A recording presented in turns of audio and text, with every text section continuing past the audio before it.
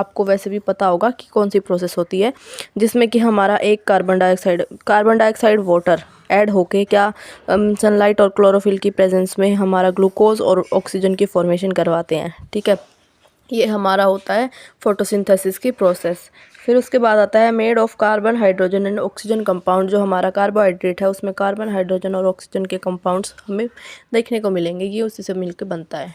ठीक है, देन आता है इसकी डेफिनेशन एक बार हम पढ़ लेते हैं। Those compounds which are polyhydroxy aldehyde और कीटोन और देयर डेरिवेटिव्स और those substance which yields on these compound on hydrolysis.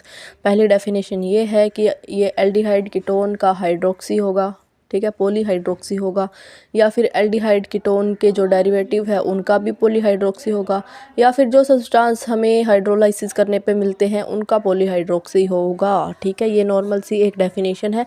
ये याद ना हो तो दूसरी डेफिनेशन ये है कि ये बायो मॉलिक्यूल है जो कि कार्बन, हाइड्रोजन और ऑक्सीजन के एटम्स को कंटेन करता है। फिर उसके बाद आता है पॉलीहाइड्रोक्सी ऑफ एल्डिहाइड और कीटोन और compound which produce them on hydrolysis.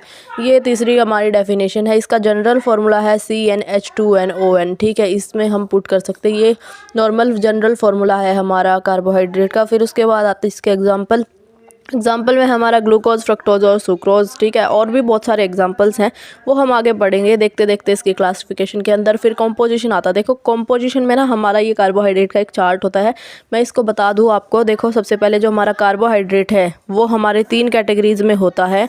3 categories, पहली शुगर होती है, दूसरी स्टार्च होती है और तीसरी हमारी सेलुलोज होती है। हमारा देखो सेलुलोज को तो वैसे ही हम गायब कर देंगे क्योंकि ये अनडाइजेस्टेड होता है ह्यूमन बींग के अंदर, तो फिर इसका कुछ गिनती ही नहीं होगा। तो आगे हम देखते हैं कि ये शुगर और स्टार्च जो है ये हमारा ग्लूकोज में कन्वर्ट हो जाएगा। अब देखो यहाँ से 2 जगह जा रहा है ना, एक जगह ऑक्सीडेशन में जा रहा है, एक जगह ग्लूकोज एक्सेस फॉर्म में। देखो अगर ग्लूकोज बनेगा तो एक्सेस फॉर्म में भी तो बनेगा ना। एक्सेस फॉर्म में क्या होगा वो बाद में पढ़ते, पहले जो बना है उसका थोड़ा बहुत जो है क्या होगा, उसका ऑक्सीडेशन होगा, और ऑक्सीडेशन होने के बाद हमें एनर्जी मिलेगी, एनर्जी फॉर्म ऑफ ATP में मिलेगी। ठीक है, फिर उसके बाद आता है ग्लूकोज इन एक्सेस फॉर्म। जो एक्सेस फॉर्म में ग्लूकोज है उसका क्या होगा, वो ग्लाइकोजन की फॉर्म में लीवर के अंदर स्टोर हो जाएगा, फैट की फॉर्म में बॉडी या बॉडी मसल्स के अंदर हमारा ये स्टोर हो जाएगा, और नॉन एसेंशियल अमीनो एसिड की फॉर्म में प्रोटीन सिंथेसिस डाइट के अंदर जाके हमारा स्टोर हो जाएगा। ये है हमारा कार्बोहाइड्रेट का कंपोजिशन।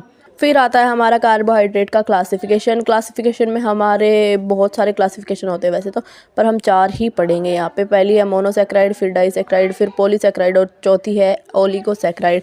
ठीक है, हमारा ये जो मोनोसेक्राइड है ये बिल्कुल सिंपलेस्ट फॉर्म ऑफ कार्बोहाइड्रेट है, इसको हम फर्दर डिवाइड नहीं कर सकते। Smaller carbohydrate